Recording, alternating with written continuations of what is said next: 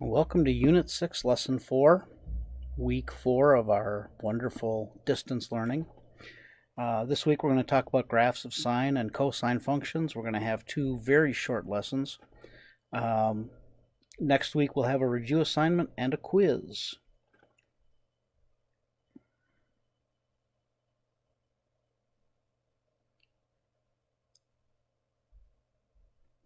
All right, so let's get started. We're going to talk about two different aspects of the sine and cosine function, one being the amplitude.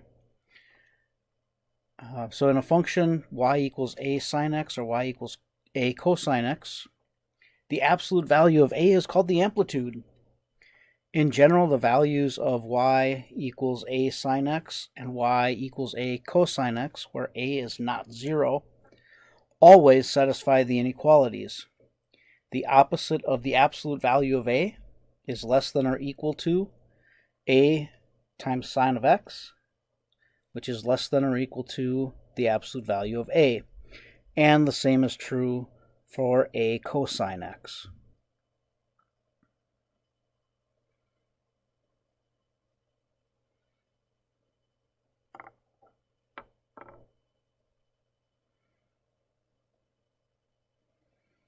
So very easily, the amplitude is the number that we're multiplying the cosine of x or the sine of x by.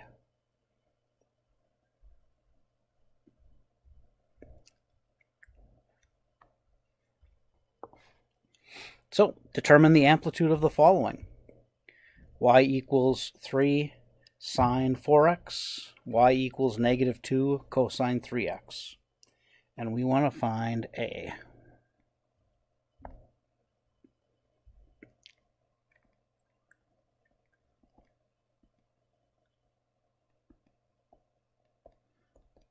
So in this case, a is 3, so the amplitude is 3.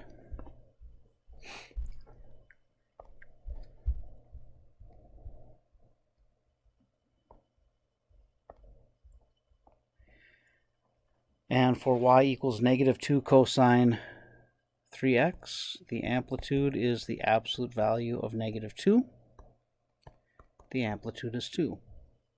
That's it. That's how you find the amplitude. Amplitude is always positive and is going to be greater than or equal to 0.